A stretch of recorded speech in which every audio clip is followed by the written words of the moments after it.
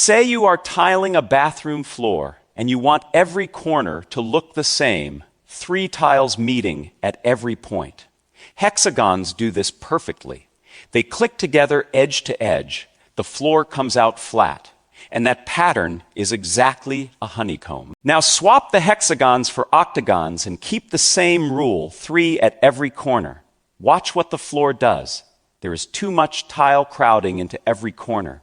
And the only way everything fits is for the floor to buckle. Every corner folds into a little saddle. You have just built a floor that refuses to lie flat. Before we go anywhere, I want you to hold 2 questions. First one, cool almost any material enough and it freezes into one fixed pattern. Could there be a material that never settles, one that keeps fluctuating all the way down to absolute zero? Second one, could reshaping the space a material lives in, bending its world into a saddle like this floor, create behavior that is impossible on any flat sheet? Physicists study magnets that live on lattices like these. And the natural guess about the octagon version is the one you are probably making right now. It is just a crumpled honeycomb, the same physics in a messier costume, and surely harder to work with. By the end of this film, I want you to see that this guess fails in both directions. And the 2 failures are the route we will take. Start with what a normal magnet does. Take a grid of little spins, each one a tiny compass needle, and cool it down. At some temperature, the needles give up and lock, every one agreeing with its neighbors. And that frozen agreement is what we call magnetic order. Question 1 asked whether anything can refuse that fate. The answer is yes, and the recipe has 2 ingredients, frustration and quantum mechanics. If the geometry makes it impossible to satisfy every neighbor at once, and the spins are quantum objects that can hold several choices in superposition, the material can stay liquid all the way to absolute 0-1 entangled state in which the needles never pick a direction. That state of matter is called a quantum spin liquid.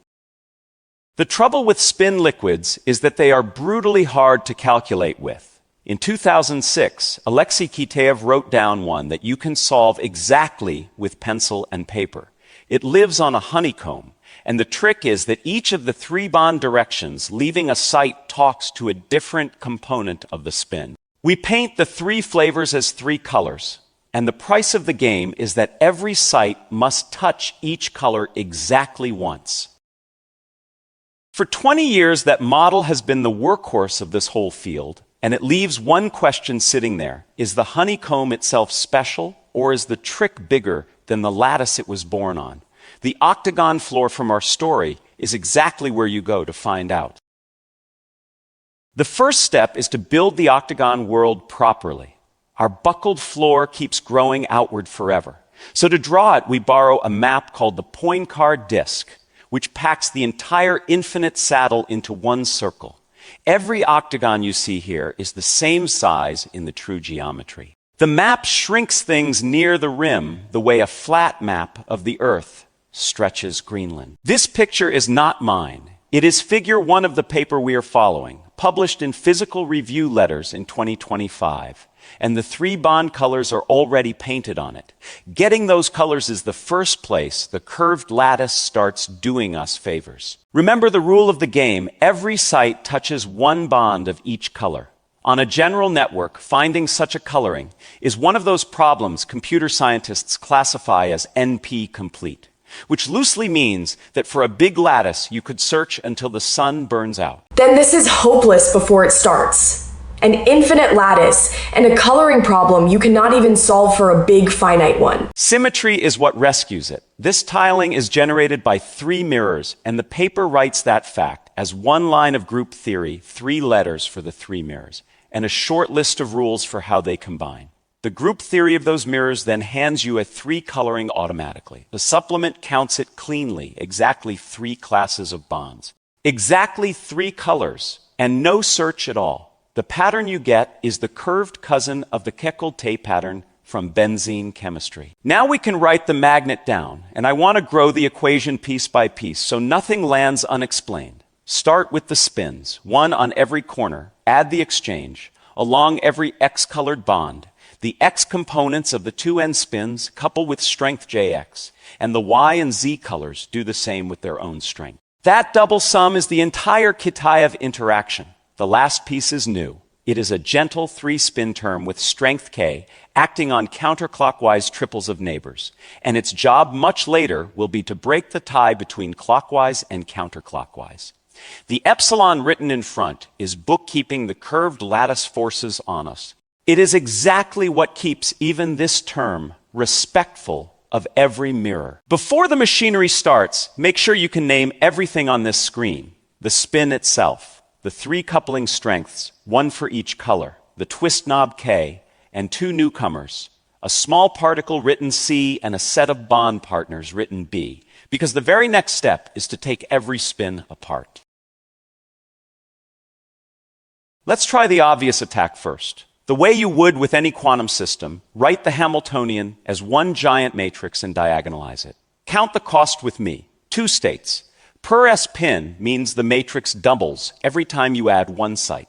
By 64 spins, you need a matrix with more entries than there are atoms in your body. The conclusion is plain. Brute force was never going to be the road in. Kitaev's move is to split the spin itself.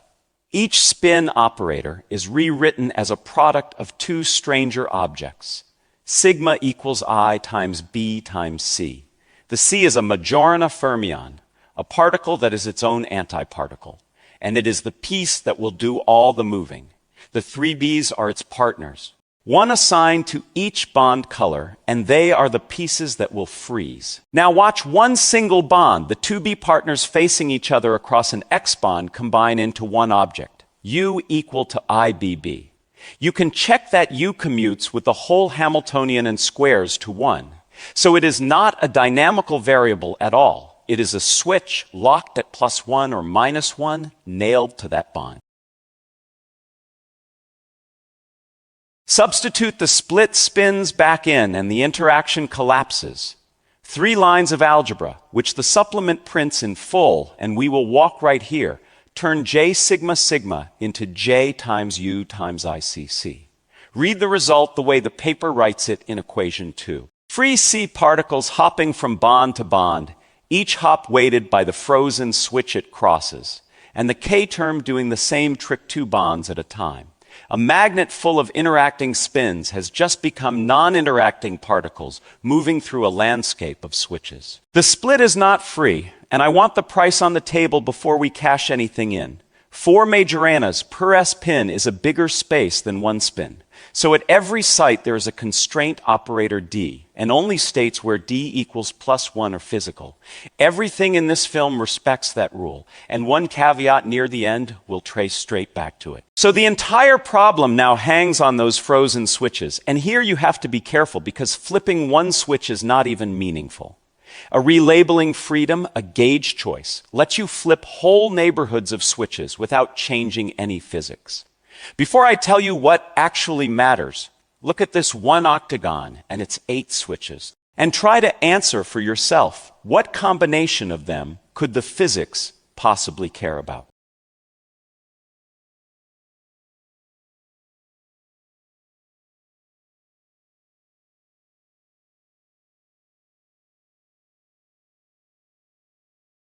The answer is the loop. Multiply the 8 switches around the plaquette with a factor the paper fixes, and you get W the flux through that octagon. Gauge flips cannot touch it. The fluxes are the only questions the switch landscape actually asks. And the next act is about answering every one of them at once. In Kitaev's honeycomb, pinning down which flux pattern the ground state picks took a real theorem. And on a generic lattice, you would be searching exponentially many flux sectors. This is the moment the curvature flips from obstacle to tool. The buckled floor is crowded with mirror lines, geodesics. You can reflect the entire lattice across, and the paper turns one of those mirrors into a complete answer. One octagon sits right on the mirror, and reflection swaps its 2 halves. Before we compute anything, commit to a prediction. What must a mirror symmetric ground state do to the switch values on 2 bonds that are mirror images of each other?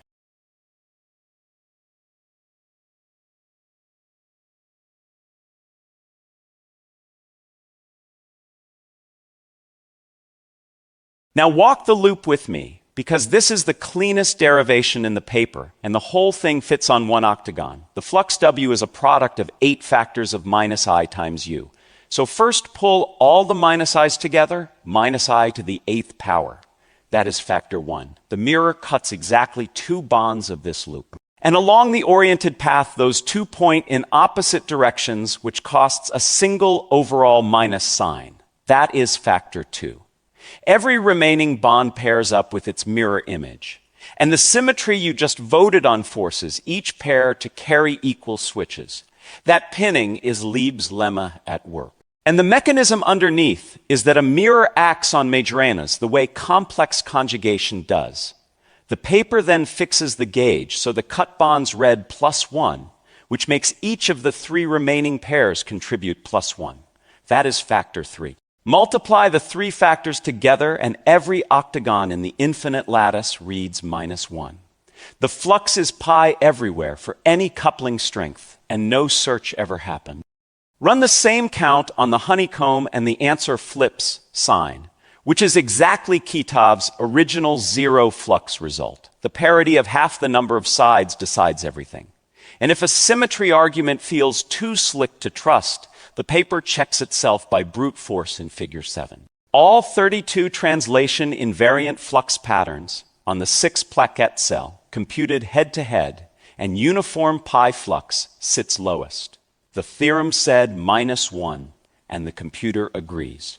That sign rule deserves to be pinned before we move on. So take it the short way, count half the sides. If that count is even, the flux is on. 4 is even. So the octagon world runs at pi flux. 3 is odd, so the honeycomb runs at 0. And with that, notice what just died, the guess from our bathroom floor. The curvature did not make this step harder. It handed us the answer for free. With every flux pinned, the switches are gone as unknowns, and what remains is free particles hopping on a lattice that repeats forever.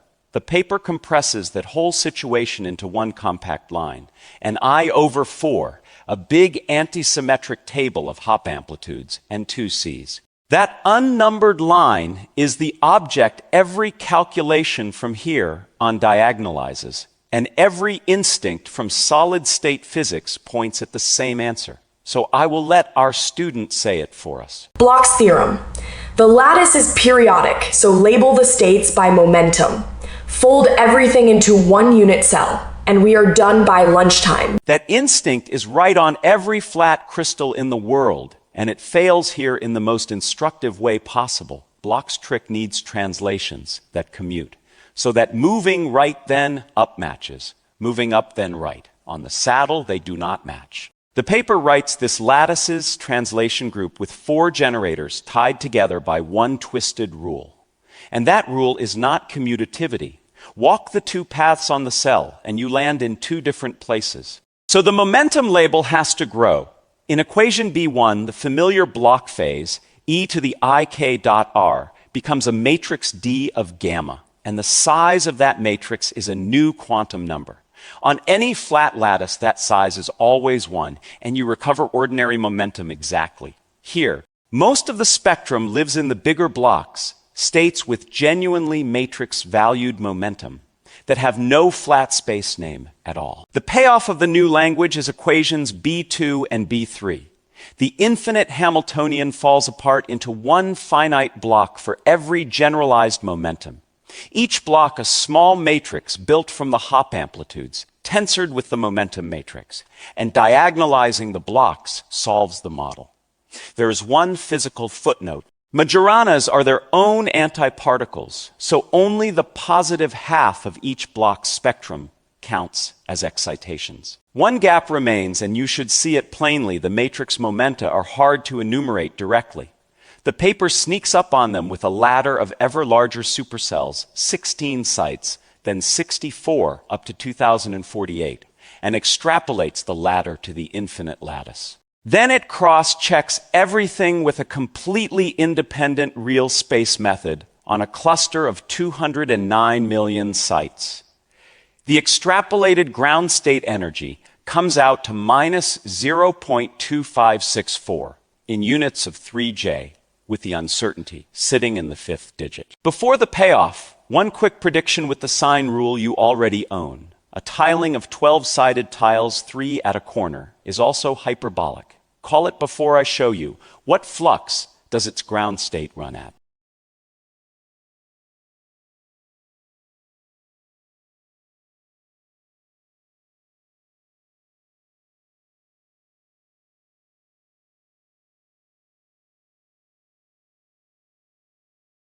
Now we can ask the physical question all of this machinery was built to answer.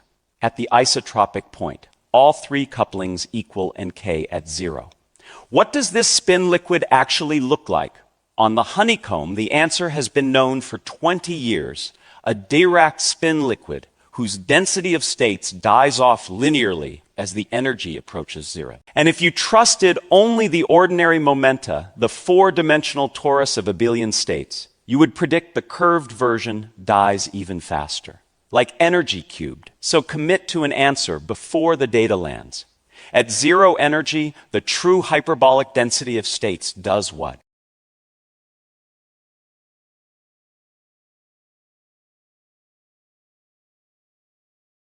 The measured curve is figure 2 of the paper, 3 independent methods drawn on top of each other, and it walks into 0 energy at full height. A finite density of states at exactly 0 energy, on a lattice with no disorder, in a magnet with no charge carriers at all.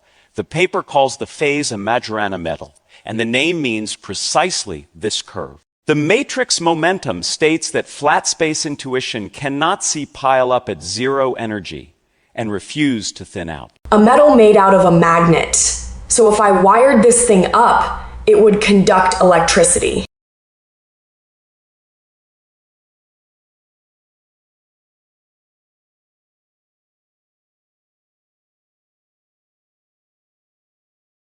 It would not. And the name is a little mischievous. Nothing in this material carries electric charge. In every electrical sense, it stays an insulating magnet. Metal refers to the shape of that curve for the emergent Majorana particles. And this is your second question paying off. What you should hear in the word is impossibility of a specific kind. No flat, 2-dimensional lattice can produce this curve for free fermions. The saddle can. Bending the world made new matter, and that is the answer to whether reshaping space can create behavior no flat sheet allows. The phase diagram has 2 more rooms, and the way into the first one is to make the couplings very unequal. Turn JZ far up and the other 2 nearly off. Every Z bond then wants its 2 spins locked together. So the ground floor of the problem becomes a sea of frozen pairs. 1 dimer per Z bond. The 2 gentle couplings that remain are a perturbation knocking on that frozen door. Count with me how hard each knock has to work, because the counting is the entire equation. Collapse every frozen pair to a single site, and the lattice becomes squares alternating with octagons. Around a square, there are 4 transverse bonds, and a virtual process has to touch each of them once before the system settles back down. So the square term first appears at 4th order, j to the 4th over jz cubed. Around an octagon there are 8, so its term has to wait until 8th order, j to the 8th over jz to the 7th. The 2 rational prefactors, 5/16 and 5 over 2048, come out of heavy perturbation machinery, and I am quoting those, not deriving them. The structure of equation 4, you just derived yourself. 2 fine print lines before you trust that equation. As printed it sets the 2 gentle couplings equal, and the supplement keeps the general case where the octagon term scales with both. And at the octagon's own order, there are also multi-plaquette terms, the paper drops. So equation 4 is the leading story, not the complete one.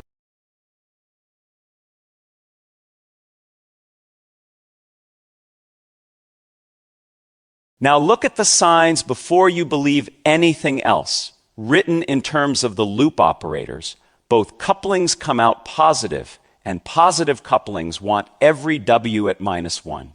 That is the same pi flux that equation 3 promised from mirror symmetry alone, reached from this corner by a completely different road. And a cross-check like that is what lets you build on a result with confidence. Relabel each frozen pair as one new spin, and this effective model is something the quantum computing world will recognize on sight. A surface code star checks on the vertices and loop checks on the plackets, living on a hyperbolic lattice. A toric code with no torus anywhere in sight. I thought the whole construction needed one. The torus was only the wrapping paper the code first shipped in. The code itself is a set of local check operators you can lay on any surface you like. And hyperbolic versions are serious candidates for quantum error correction because negative curvature packs in more logical qubits per physical qubit. The excitations of this phase are the code's charges and vortices, and the paper demonstrates their strangest property directly. Carry one around the other, and the state comes back with a minus sign from crossing a string an odd number of times. Each particle on its own behaves like an ordinary boson. Around each other, they are semyon. And that mutual -1 is what the words topological order are actually pointing at. One more number closes this room. The cheapest excitation of the entire phase is the octagon vortex, the 8th order one. So the smallest term in equation 4 is the one that sets the energy scale of the physics. The term you would be most tempted to throw away is the one the whole phase runs on. Go back to the metal in the middle of the triangle and turn the third knob. The K term treats clockwise and counterclockwise triples differently. So switching it on breaks time reversal symmetry. And the spectrum answers immediately. Any non-zero K opens a gap, and the gap grows as you push. Gapped phases with broken time reversal carry an integer label, the Chern number, and the standard way to compute it is an integral over momentum space. Before I show you what the paper does instead, apply the momentum lesson yourself. Is that integral even available here, and why?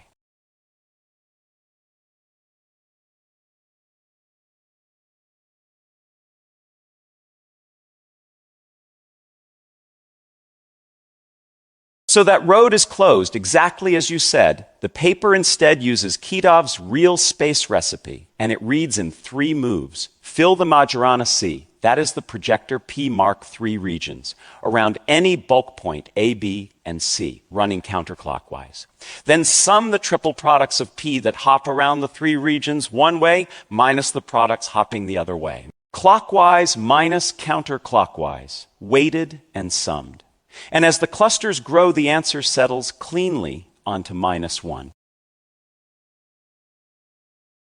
First, a 2-second drill. The flux through any octagon in this film is what?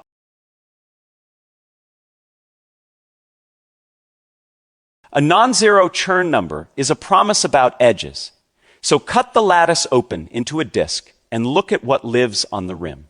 One branch of states runs straight across the gap, and every state on it moves the same way around the boundary.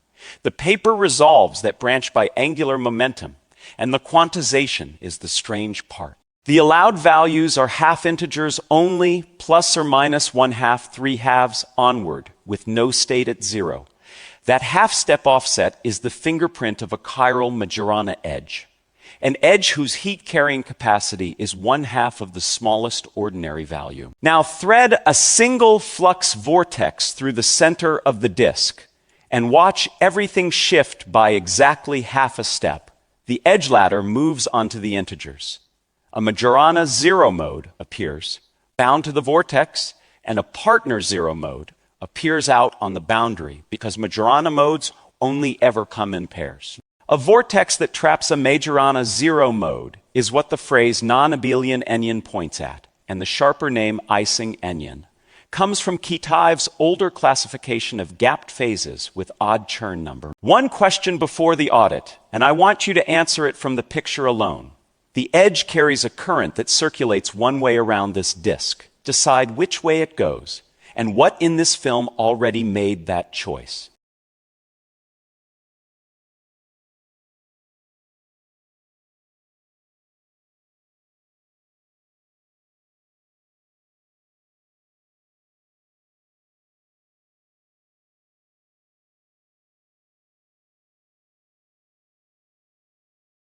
The slope decides it. Energy grows with angular momentum along that branch. So a wave packet built from edge states orbits counterclockwise. And that is what the paper finds. The packet circles the rim in the chiral phase, and the same packet in the trivial phase just sits there. The direction was chosen the moment K picked counterclockwise triples. Back in equation 1. Every act so far has been the case for the paper, so this act is the audit. Start with the phrase exactly solvable because it is doing precise work. The map from spins to free particles is exact, and the flux answer is a theorem. The spectra you saw are controlled numerics, a supercell ladder, plus an independent 200 million site cross-check. And they are computed in the enlarged space before the physical state constraint, which is legitimate for these spectra, but would matter for exact finite size energies. Second, the chiral story leans on an assumption you deserve to see. The flux theorem is proven with K at 0. For the chiral phase, the paper assumes the pi flux sector persists at finite K, and it checks that against the 32 candidate pattern. But a genuine flux transition at some larger K stays an open door. Third, remember that equation 4 was the leading story by construction, printed for equal couplings, with multipliquette terms dropped at the octagon's own order. And one finding of our own, because no source is above this standard. In one appendix, the paper states the edge quantization backwards, integers without a vortex, half integers with one. The main text, the figure caption, and the supplement all say the reverse, and the physics argument sides with them. Because the vortex-free disk is the one with the half step, it is a typo, the kind any long paper risks. And this film teaches the majority reading. If you ever wanted a reason to read supplements critically, you just watched one. 2 boundaries close the audit. Nothing in this film has been built in a laboratory. There are concrete proposals, superconducting circuits with engineered interactions, and they are proposals. And a note added to the paper points at a sibling result on 9-sided tiling, where the same construction goes through, but the chiral liquid comes out gapless. So the even-sided story you now own is one wing of a larger hyperbolic world. We close the way this film opened, with you doing the work. 3 ideas carried everything. And before I say each one, you say it first. The first, what did we do to every single spin?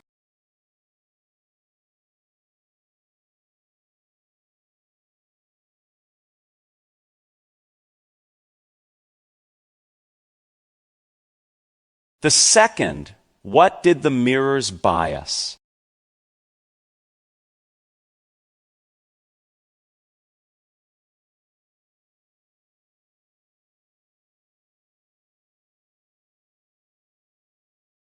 And the third, what did curvature do to momentum itself?